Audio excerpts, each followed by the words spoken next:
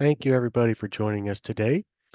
Uh, some housekeeping notes before we get rolling. Today's webinar is being recorded so that you can review it in the future if you need to come back to it as a reference. As you have questions, please enter those into the Q&A window, which should be found at the bottom of the screen. If you enter them in the chat, we may miss your questions, so that Q&A helps us keep track that we have addressed your questions. Please do make full use of that.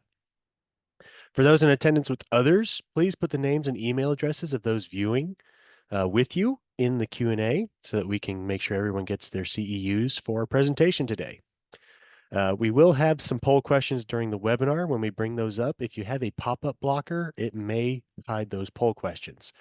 So either go ahead and take a moment to disable your pop-up blocker or look for that pop-up notification and allow those poll questions to come through.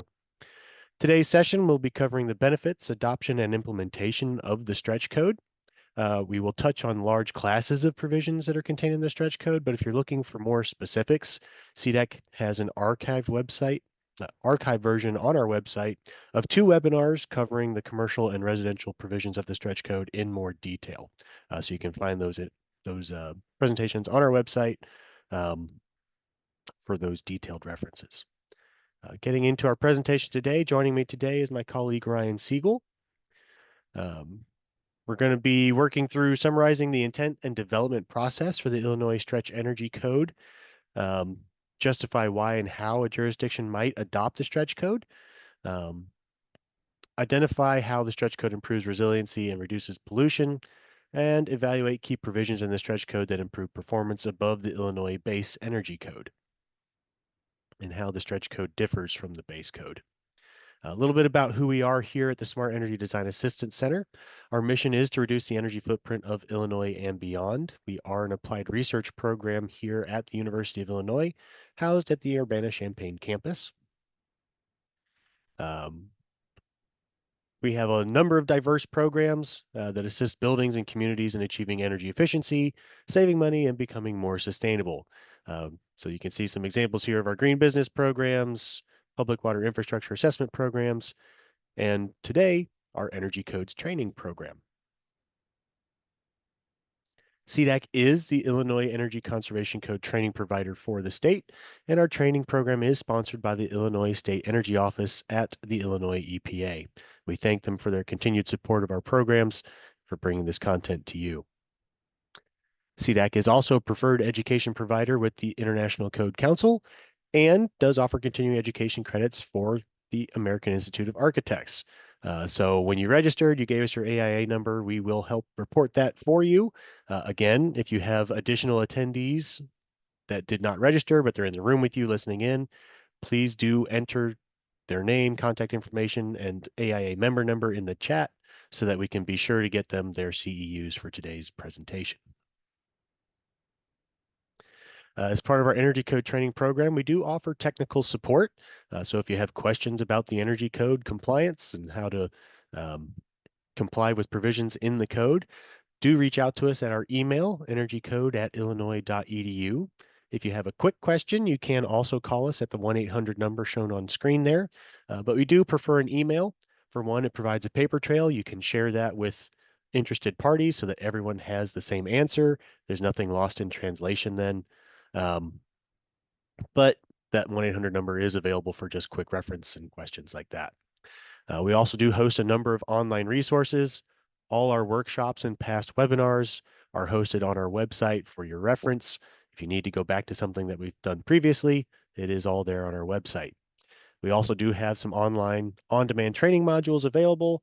These are self-paced modules to walk you through different portions of the code, or different versions of the code as we've gone forward over time, so that you can make sure that you have some in-depth understanding at your own pace. Today's webinar is part of our Energy Code training series for this program year. Today we'll be covering the stretch code benefits, adoption, and implementation process, but we do have a number of webinars coming up in the future, generally once a month. Look at those ones in February in particular. Those will be in person, so you can meet us and ask your questions in person. We'll be covering code basics and in particular the performance path as the code is advancing, we're seeing more and more people using the performance path options. And so more questions are coming up around identifying compliance issues in those performance reports. So those two in-person webinars will focus on that in detail and help people work through those compliance questions. The Illinois Energy Conservation Code is based on the 2021 IECC as of January 1st, 2024. So permit applications on January 1st, 2024 and later would follow the 2021 IECC. Any previous dated permit applications would follow the 2018 IECC. We do host on our website access to the current Illinois Energy Conservation Code. This is a version of the IECC that has all of Illinois amendments adopted into the text, available at ICC's website. So you can find that on our website. You can also find it directly through the link on this slide. Very helpful to not have to reference two different documents bouncing back and forth between the Illinois amendments and the base IECC. Having it all in one place is very useful.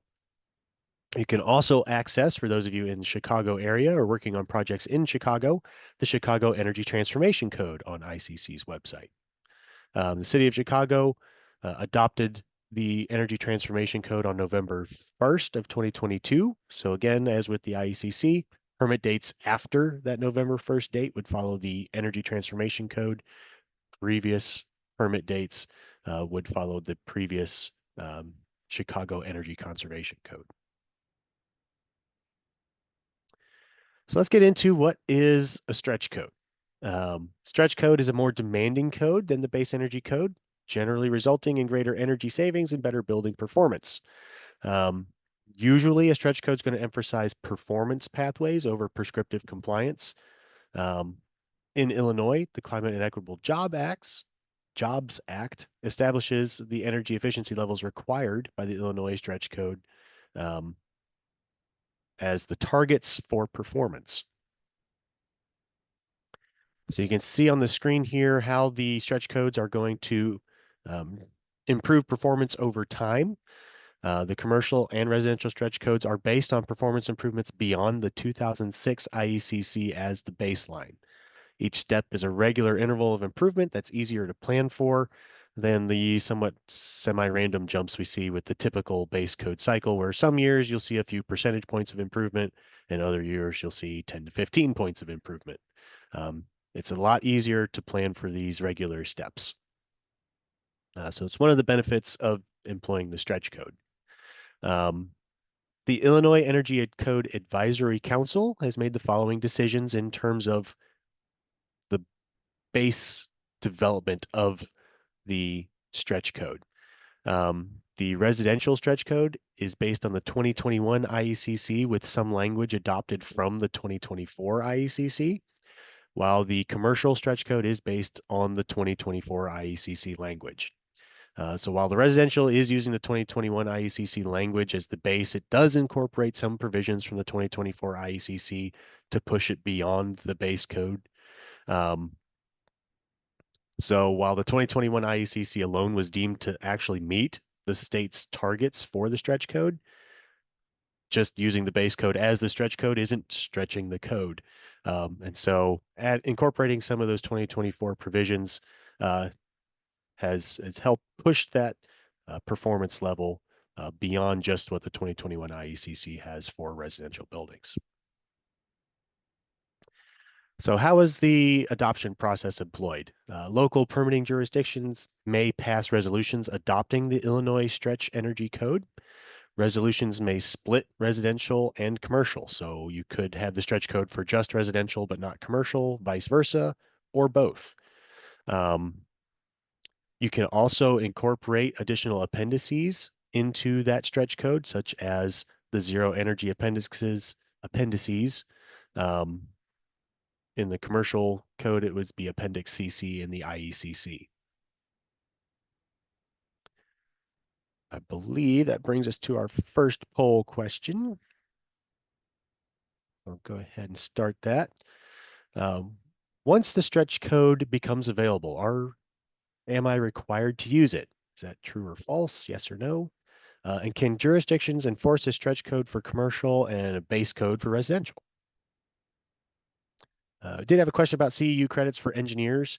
Um, the presentation, we do provide a certificate of attendance where you can self-report credits for anything outside of AIA or ICC, but you would have to verify whether it complies with your specific crediting agency's requirements for continuing education credits.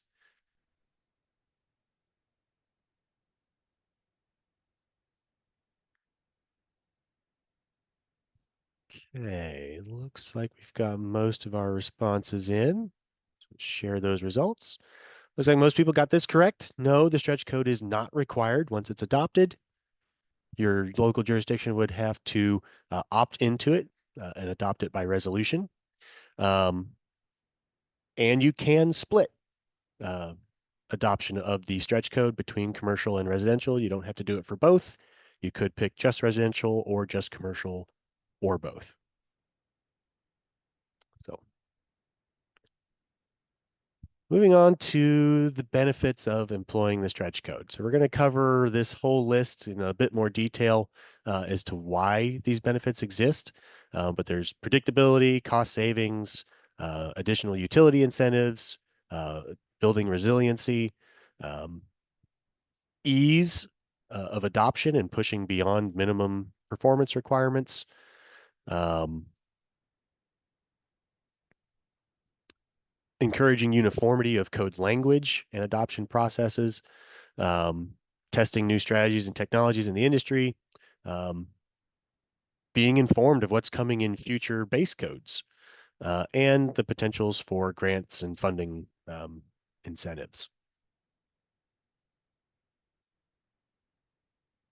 So as I covered earlier, predictability, um, the stretch code is making regular interval improvements to the IECC, where the base codes, those jumps in performance can vary quite significantly.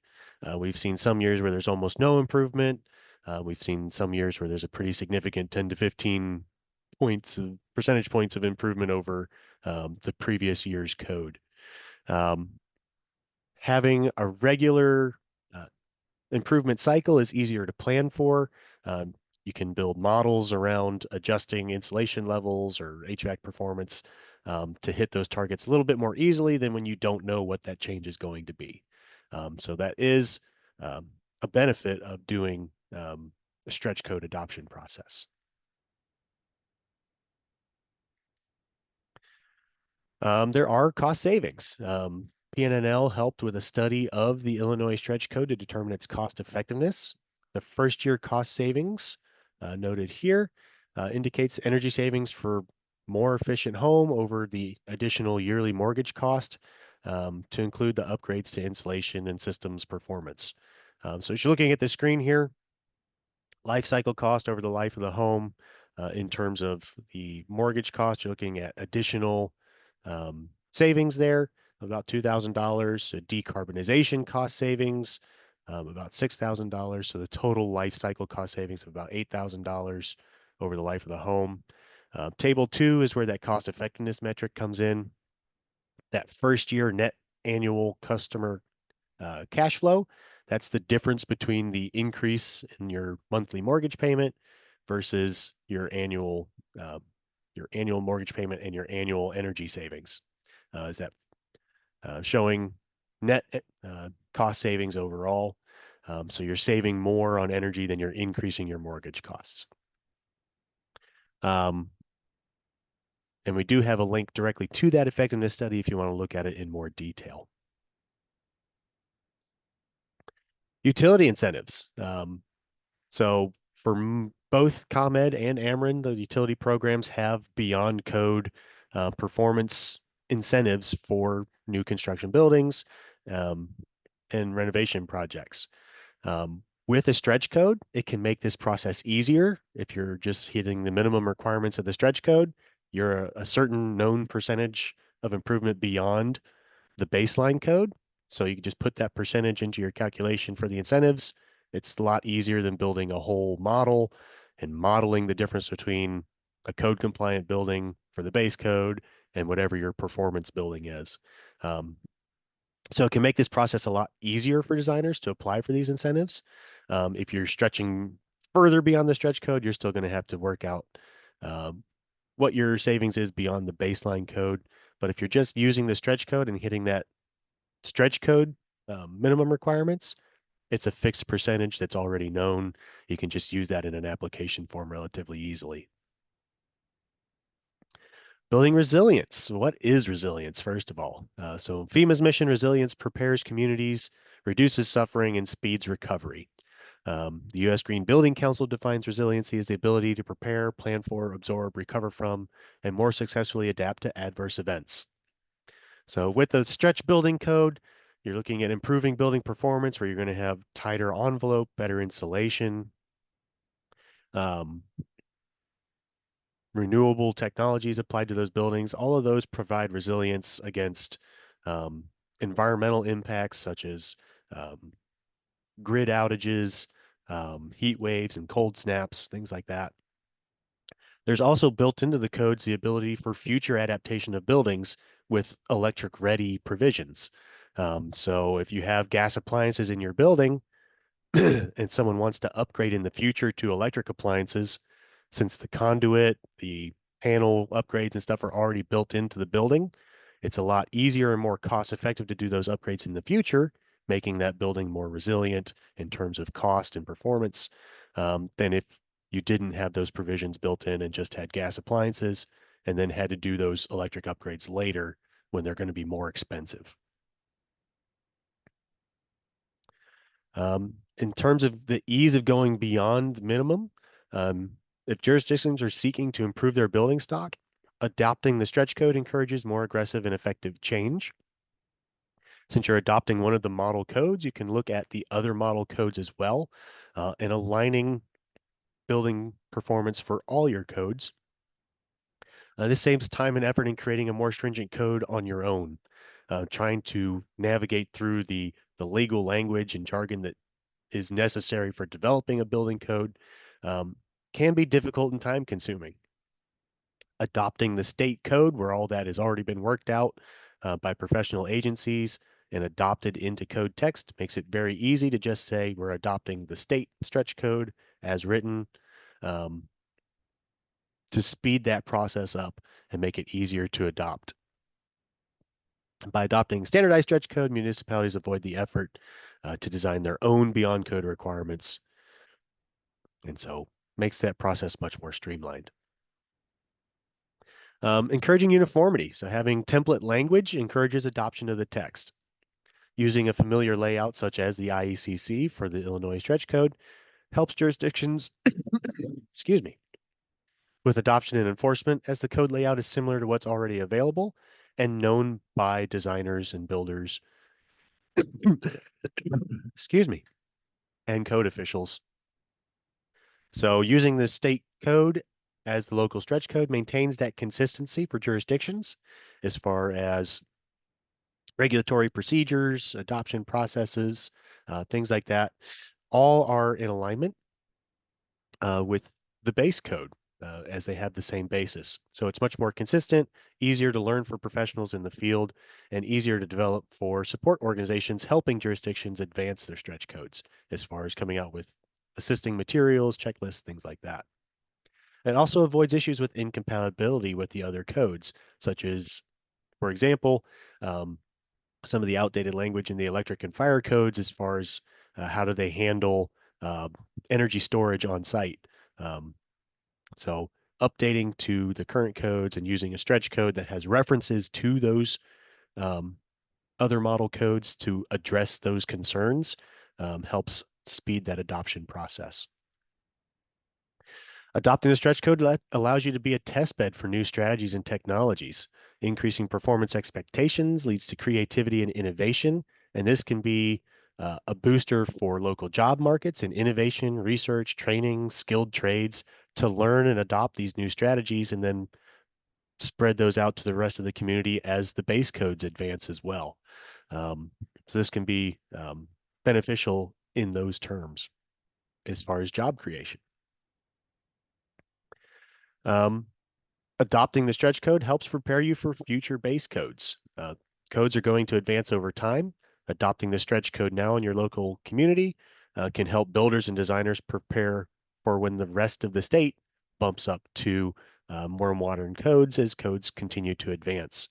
So this can be beneficial, again, in job creation and job stability, and helping prepare for future advancements with these regular stepped intervals where processes, technologies, construction techniques can be learned gradually over time instead of all at once when suddenly a large change happens in the code cycle. There are a number of grants available through the Inflation Reduction Act. There's the Technical Assistance for Building Energy Codes, which provides $330 million to adopt the latest model codes, such as the 2021 IECC, ASHRAE 90.1 2019, or equal or better codes. And $670 million to adopt codes meeting or exceeding zero energy provisions, such as the appendices to the IECC that target net zero energy.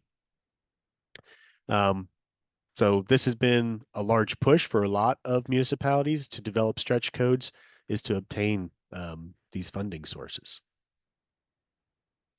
The bipartisan infrastructure law also supports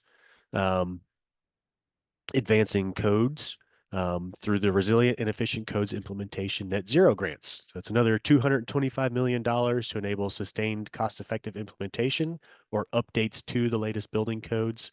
So again, priority awards for this program are tied to adopting the most updated codes, building performance standards, incorporating equity, energy, and environmental justice focuses into those proposals, and partnerships comprised of states and relevant stakeholders, such as builders, code officials, and jurisdictions that are interested in advancing codes. That brings us to our next poll question. So which two legislative actions support adoption of the new energy codes? So there's two correct answers here. Was it the Inflation Reduction Act, the Bipartisan Infrastructure Law, the American Rescue Plan, or Investing in Community Resilience Act?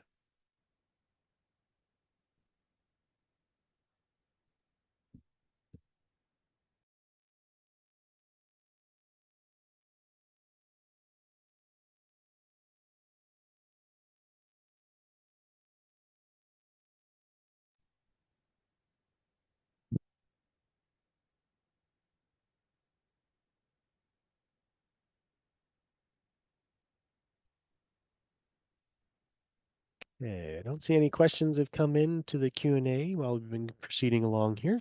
We'll go ahead. Looks like we got most answers into the poll. The correct answers were the Inflation Reduction Act and the Bipartisan Infrastructure Law.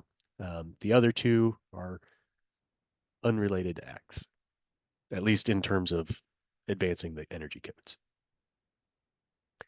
So at this point, I'll turn it over to Ryan Siegel to talk about adoption and the code provisions. Thank you, Sean. So speaking of adoption, as Sean touched on earlier, adoption, you're able to do a few different, have a few different options. So you can do for residential, commercial, or both. The default is actually nothing, or is the base code. So for jurisdictions that don't feel that the stretch code is for them, and wish to remain on the base code, all you have to do is nothing, and you can remain on the base code. But then going in and adopting for either residential and or commercial, if you so choose, as a good option to have as part of that. So jurisdictions may choose to split this depending on what is best for their community. And part of this, what we have been hearing from some jurisdictions, is what do they wish to communicate out to the community? Are they looking to move forward and be progressive in their code adoption? In which case they may choose to go after the stretch code, or if they wish to just do the minimum and stay there, which is perfectly acceptable. Something else that the codes have coming in, for those of you, we have an upcoming webinar on 2024 IECC. You'll see the appendices grow quite dramatically in that one. But the stretch code has many different appendices that are able to be adopted by jurisdictions. One of which, or two of which of these have been kind of removed from the base text. Jurisdictions can still go grab it out of the model code, but these were removed from the stretch code text, which are the all-electric residential and commercial building provisions. The state decided to remove those from the draft text that they're releasing, but they are still appendices in the model code. So that is one other thing for jurisdictions that may wish to move forward and push the envelope a little with energy codes. By adopting the stretch code, that provides you the ability to adopt further strengthening amendments above and beyond the stretch code text. That is something that the base code does not have the ability to go above and beyond the base code text for residential construction, unless you are on a list of there's approximately 72 jurisdictions that were very early adopters of an energy code back in 2009 or before. So unless you were on one of those select municipalities, residential construction, you cannot adopt anything more stringent than the base code unless you adopt the stretch code. So this is kind of an ability for jurisdictions who want to push towards the front. You know, if you grab the stretch code, that now unlocks the ability to go above and beyond for that. So just being aware, there are many of these appendices. The reason that the all-electric appendices were removed from the Illinois stretch code text as printed or as presented was due to the Berkeley decision and potential concern of federal preemption. That has not been proven across the country, but at least over on the West Coast, that has been deemed as federal preemption issues on that. However, there are many appendices that you may wish to take advantage of. Some of these might include like the solar ready provisions. This includes things such as we have to should allocate space and go ahead and design and say, here's the footprint of a future solar array, and we're going to leave some space in the panel and a raceway between those two locations, such that in the event a future homeowner or building owner chooses to add solar, by having some of those fairly inexpensive provisions, such as having a space for the breaker and some conduit, that makes adding solar at a later date much cheaper and potentially much more aesthetically pleasing too, rather than having a big conduit that runs down the side of the house. So that may be something that may be attractive. Another one is, as Sean mentioned earlier, about the grants that are available for those pursuing zero energy codes and zero energy ready codes. So Appendix RC or CC, those appendices might be attractive to basically provide a path towards achieving zero energy for buildings. Appendix CD is kind of a newer one. This is the 2030 glide path, recognizing that the engineering and architecture community has kind of laid out a forward goal to try to achieve net zero by 2030. Which at the time seemed so far out. However, recognizing that we are now just 2 code cycles away from 2030. In 6 short years, we're going to be all the way to 2030. But with this path saying we want to be able to hit that going forward. Also, a new appendix, the HVAC total system performance ratio. It's again focusing on just the HVAC systems. It's a nice little option there for jurisdictions that may wish to focus on that. We encourage people to start with a good envelope before focusing on bells, whistles, and systems to solve an issue. So something to be aware of is this is a reversible decision. So jurisdictions, you're able to pass, presumably if you decide, yeah, let's try out stretch code and we're going to go for it. You'll pass a resolution to adopt the stretch code. But if you later find out that it's not working for your community, this is a reversible decision, so you can go ahead and pass another resolution to return to the base code. So there's not something that once you go for it, you've gone off a cliff and there's no turning back. This is one you can try it out for a couple of cycles and see if that how that works out for your jurisdiction. Some people are a little more comfortable making a decision if they know that if things don't go quite to plan, they can undo that decision. So having that ability is perhaps a nice feature for that. Sean mentioned there's a lot of predictability to this.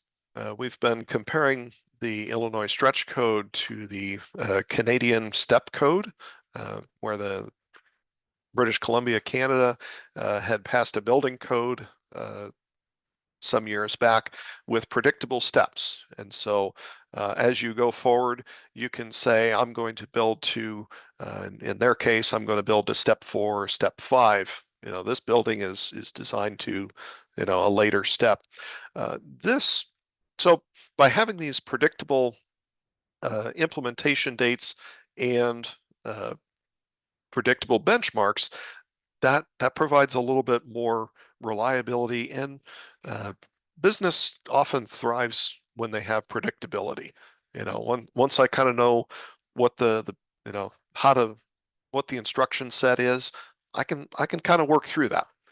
And so with this, the stretch code will continue to progress forward, and so the final stretch code is slated to come out and be implementable January 1st of 2032. We will note that there is a little bit of a delay on this first version, so that 2024 is going to be implementable starting January 1st of 2025. So this might be a good opportunity for jurisdictions or organizations out there if they want to give it a try, and they want to give a try for the stretch code.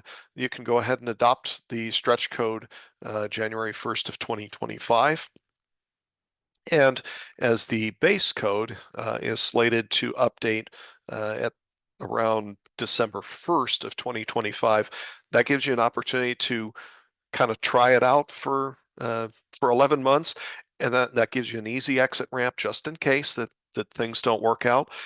And by doing that, because the provisions are fairly similar between those two, in essence, you'll have had about 11 months of training and time to work out some of the bugs before trying to implement the next base code if you decide to jump off at that point. So another thing that we are encountering is there are some organizations out there, governmental and non-governmental, that because we now have these predictable steps in the codes, they're now stepping forward and saying, we want to be a leader in our building and construction.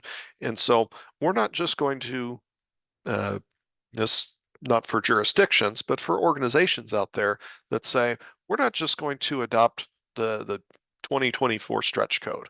We're going to go ahead and say, because our buildings are going to last a long time and we want to set precedent, they're going to future code versions and saying, we want something that is 2029 stretch code ready or 2032 stretch code ready.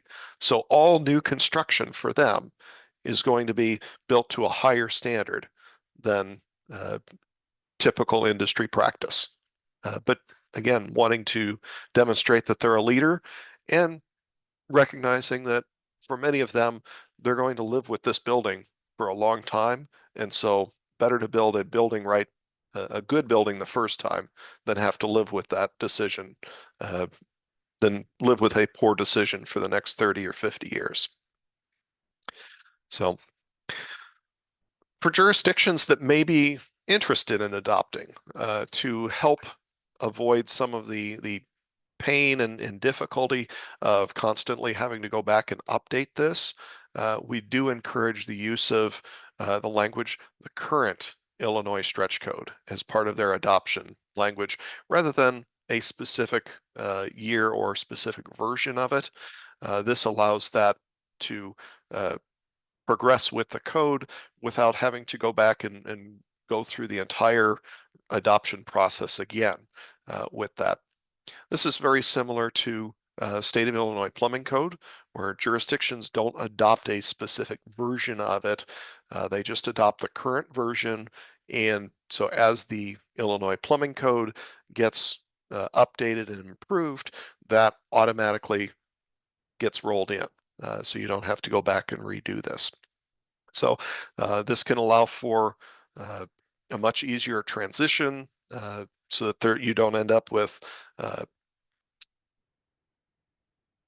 some difficulties in understanding, okay, well, if the state updated their stretch code, but I didn't update my adopting language yet, which one do I need to follow during this weird interim period? And so just using the language current Illinois stretch code, that makes that a lot easier so that you don't end up with these weird gray areas of which one am I following? Because those dates of effectiveness and adoption are clearly laid out. I know that Capital Development Board has worked to try to make sure that those occur on the first day of a month, just to make it a little cleaner. And similarly with the base code that came out last fall, where it was adopted November 14th. There was some consideration about making it effective immediately. However, that would not have helped the construction industry as part of learning and being brought up to speed on it. Even though most of that language had been out for well over 2 years, they said, no, we're going to go ahead and make it January 1st. That way it's a nice clean break and people are able to tell, okay, was this project pre 2024 or was it 2024 going forward? So, and with that, we have a poll. So first question, once a jurisdiction adopts the stretch code, they cannot return to enforcing the base code, true or false? Second question, the stretch code aims to reduce commercial building site energy consumption by 39% and residential by 25%. By what year? Is that 2030, 2032, 2035, or 2050? While we're waiting on the poll, we did have a question come in about how do we know what the future requirements will be? That is an excellent question. We do not know what the specific requirements will be. However, we know what the minimum performance target is. So if you are designing for a future one, if you are an entity that says, I want to design to a 2029 stretch energy code, you already know what the performance of that is. And that's, as Sean mentioned earlier, the stretch code is trying to not, or is kind of moving away from a prescriptive, this is how you get there. The stretch code does have a prescriptive path in it, but it's trying to encourage people to move to more of a performance-based, because different projects will achieve their performance in different ways based on what is best for their contractors and designers. You might have people that are really good at particular aspects of a building. And so that's the area that you're perhaps going to focus on and say, okay, I can bring that to a higher level and achieve savings. So again, rather than saying this is how you shall build a building, it sets out here is what the performance of that building needs to be. Okay, share our poll results here. All right. Looks like people, okay. Once a jurisdiction adopts a stretch code, they cannot return to the base code. That is a false statement. So yes, people did pick up on that. This second one was a little bit of a tricky one. The stretch code aims to reduce building energy residential by 25% by 2032. Is actually the only one of the 2032 is the only one of these that's actually a stretch code. It is a little this is not worded very well, so apologize. Should be residential energy consumption to 25%, not by 25%. That's an error. But yeah. All right. So I'll touch a little bit on implementation here. So this is what we're looking at, some of the key stretch code provisions. So here's kind of how that it makes it a stretch code above and beyond the base code. So looking at substantial improvement along with some compliance paths, updating from an energy basis or updating to an energy basis rather than cost basis, and then solar ready provisions, electric ready provisions. That's where I mentioned earlier they had not incorporated the electric only provisions, but electric ready is still in there, along with electric vehicle readiness provisions for that. So part of the stretch code is needing to go above and beyond and recognizing there's a lot of existing buildings out there. So at what point does an existing building need to follow the stretch code where it's going above and beyond standard existing building standards? Typical standard building provisions for existing buildings is whatever you're going to alter or add on to, that needs to meet the new standard. Whatever you're not touching can remain. Change of occupancy is one that's not the case. But for the stretch code saying, okay, when is it that I need to do something more than just whatever I'm touching, I bring it up to the standard. And so one of those is substantial improvement. So this is where substantial improvement, where we're noting that the cost is greater than 50% of the replacement cost of the structure. So, if a building costs $10 million, if your construction project is more than $5 million, now you're in a substantial improvement and you really do need to bring this building up to a higher standard than just whatever you're working on, bring that up to the current standard. Typically, when you get to above 50% of replacement cost, this is where these are more often gut rehabs and things like that, where you are really, this is a very invasive project. So the cost, the incremental cost to do better is not overly burdensome for this. So that's where substantial improvement comes in. So there are a few exceptions to this. So this is when you get into, health health, sanitary, and safety code violations, and you're just repairing those violations and that's it. Or for historic buildings, where altering that could affect its designation as a historic building. So that's two areas where you can go above that 50% mark and not trigger the requirement to go above and beyond standard practice. This is had a question come in regarding replacement cost of a building. This is often done in the design world, where they'll have some methodology to determine, okay, what would it cost to build a building? This may be for a commercial office building. I might go through and look up through pricing lists or the like.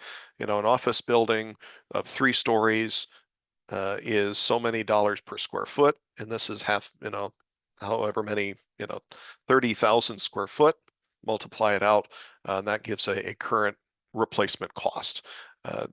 This is where this was updated to be replacement cost. The original code language was market value. Market values, as we have seen for real estate, swing wildly up and down. Replacement cost, while it does change and vary over time, it's a little bit more stable with time. So trying to say, again, once you've exceeded 50% of the replacement cost, this is definitely a major project that you're doing. So once you get into substantial improvements, so once you're spending more than 50% of replacement cost, now you do need to do your electric readiness above and beyond just whatever you're working on. And again, as mentioned, these are often gut rehab projects or the like. So if I've got all the walls open, I'm likely going to be dealing with electric infrastructure anyway.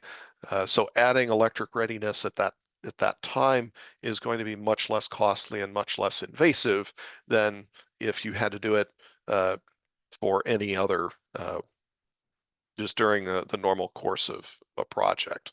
So a new compliance path was added as part of the stretch code.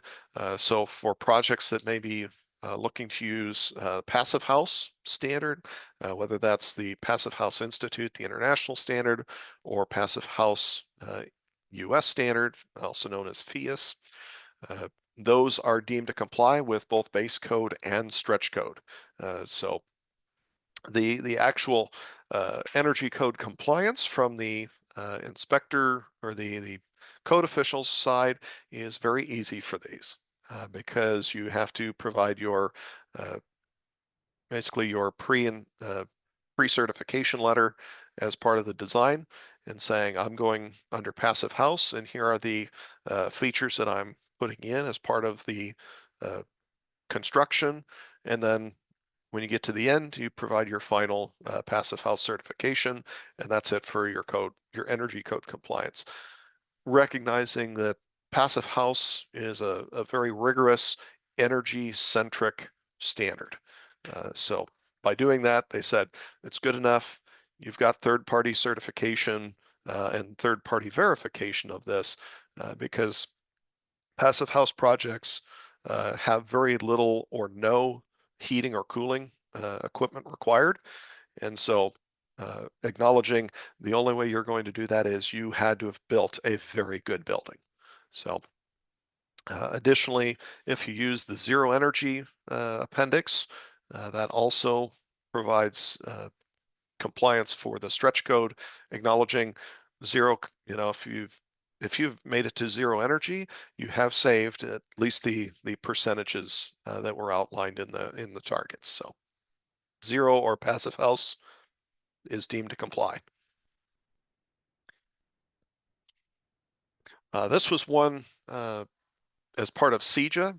Most times the methodology for determining performance is based on energy cost. What is my annual utility spend for this building? Here's a code minimum. Here is a what my design is. And if my design is a lower annual cost than the code, we're good. This was updated as part of, again, the CEJA, Climate and Equitable Jobs Act, to say, no, we don't want to use it based on cost. This needs to be based on energy use, acknowledging that the unit cost of energy is very different from energy source to energy source. Natural gas is much cheaper than electricity on a per unit of energy received by the building. And so it updated and said, no, for the stretch code, this needs to be based on the energy performance, not what is the dollars expended. They are related, but they are different, especially as you get into different types of energy. So solar readiness is part of the stretch code provisions. So we have to identify where are we going to locate the solar, obviously without obstructions. You can't go ahead and outline a whole, just it's the whole roof. Don't mind all the rooftop units and vent stacks and penetrations through there. But you actually have to identify here is where the solar goes, and you need to have either the raceway and or the cable, depending on where you are. Between that solar ready area and the electrical panel location. So again, such that in the future, it's a lot easier to pull the wire. And that's why it also notes either raceway to pull the wire in the future or cable, which already would have the wire in it as part of that. So this would be, if you are doing the commercial stretch code, you do have to adopt the appendix to get it, Appendix CB, and it's in the base residential stretch code. So this is where you'll start to see some of these differences and nuances for that. So for readiness in in residential, so as part of this is for R2 occupancies are in the commercial stretch code. Residential is going to be your single family. So this includes electric readiness for your space heating, water heating, cooking, clothes drying. Transformers shouldn't be on there. So again, heating, cooking, and drying is for your electric readiness. So as far as space heating, making sure that we have within 6 feet the raceway or conduit for a dedicated circuit in the future. And this circuit would be sized for a future heat pump installation. Again, this is going to go back to making sure that you've done your actual load calculation. And doing that properly can be quite dramatic. We have seen instances where someone looked at it and said, oh, you have a 120,000 BTU furnace, so we need to size for a 10-ton heat pump. That is going to be a very expensive circuit to size for, whereas the real heating load is probably closer to 5 tons or less for most homes, especially new code built homes. So making sure that you've done that load sizing can really impact your electric readiness cost and provisioning required. So that way, in the future, we're able to make that transition fairly readily if someone chooses to. Again, this is a choice. This is not forcing you shall use electricity. This is giving people the choice. So for water heating, presumably we're going to move from a gas-fired water heater to an electric heat pump. So part of this is making sure that we have space around the water heater, because this is going to produce or remove heat from the air. So it's going to be pushing cold air out. So we need air around it to grab heat, along with raceway or conduit and some circuit capacity and breaker space for it. So we're going to label that too. So in your panel, it'll say, future water heating. Cooking, again, this is provisions for non-commercial kitchens. Commercial kitchens are a separate animal and not dealt with in the stretch code. Acknowledging that the equipment available for commercial kitchens is not readily available yet in the market. So there are things coming to market, but they're not ready for prime time just yet. And so we're not going to automatically provision for that, as we don't have a good sense what that'll be. So for cooking, bringing raceway or conduit to within 3 feet of where the existing cooking appliance is. So again, we're going to size that. So again, ready for that transition in the future when the time comes. Similarly, clothes drying, making sure that we have the ability to change over to an electric dryer in the future. We're seeing a lot more and more heat pump clothes dryers coming to market, whereas a standard electric clothes dryer might take up to 30 amps. Heat pump clothes dryers are very energy efficient and typically require something around 4 amps. So they can be, plus they have the benefit of you don't have to punch a hole out through the envelope too, because they're in essence a giant closed dehumidifier. So, but bringing electric ready, so bringing provisions to within 3 feet of the appliance, and then again circuit and capacity sizing for this.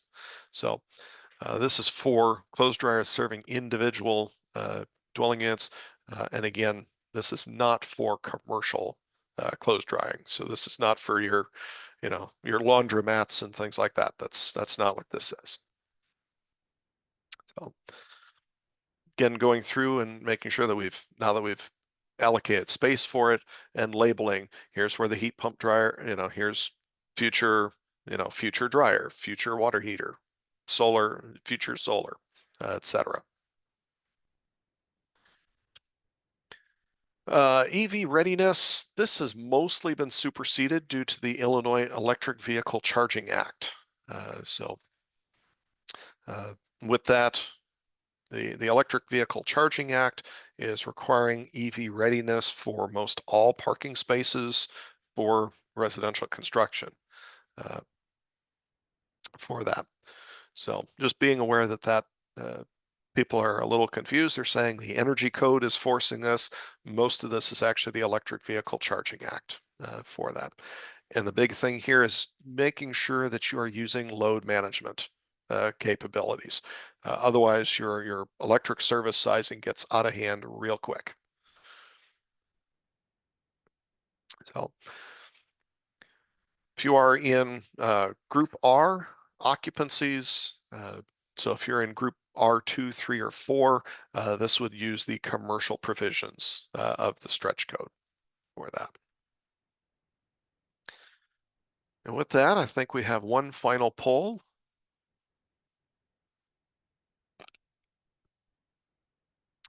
The electric ready provisions of the stretch code ban gas appliances in new construction. True or false?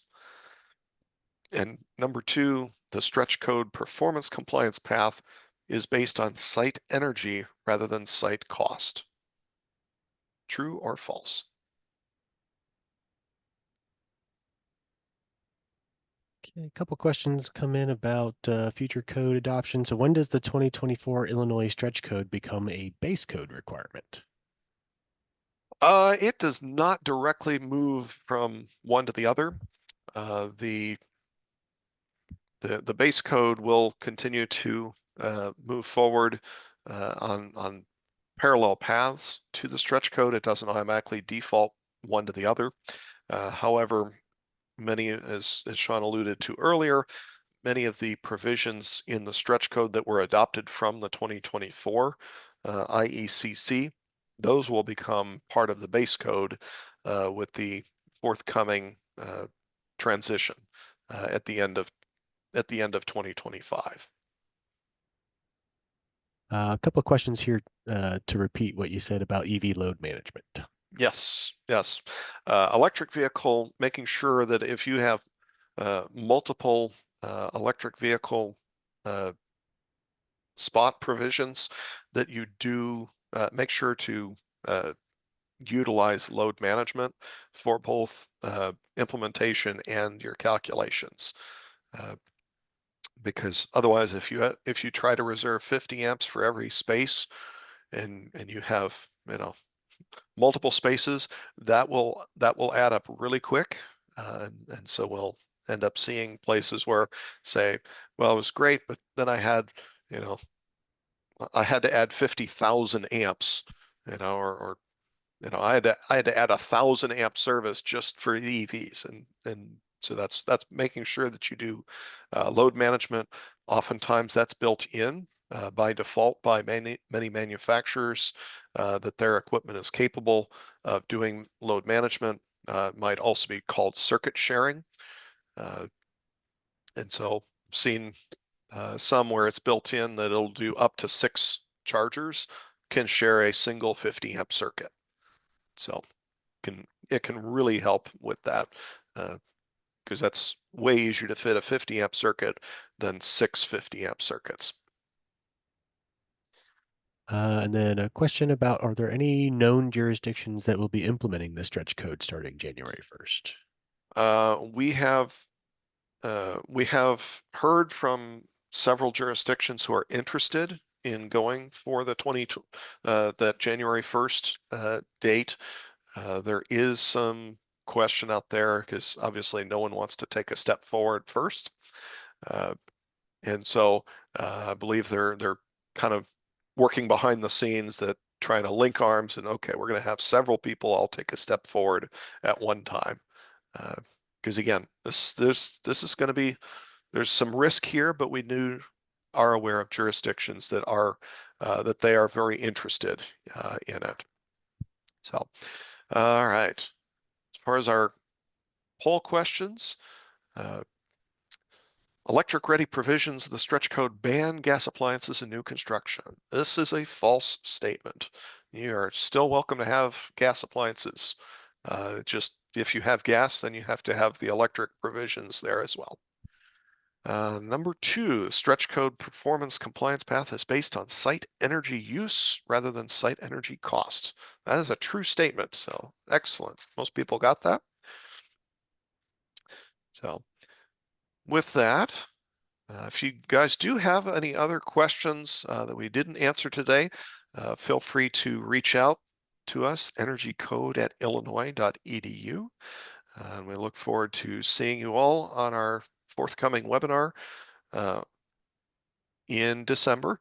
And we also have an in-person training. We'll be in downtown Chicago, in person in December, covering the electrical and lighting provisions of the code. So that's going to be the 2021 IECC, 2022 Chicago Energy Transformation Code, and 2024 IECC. So with that, I want to thank everyone for joining us again, and have a wonderful afternoon.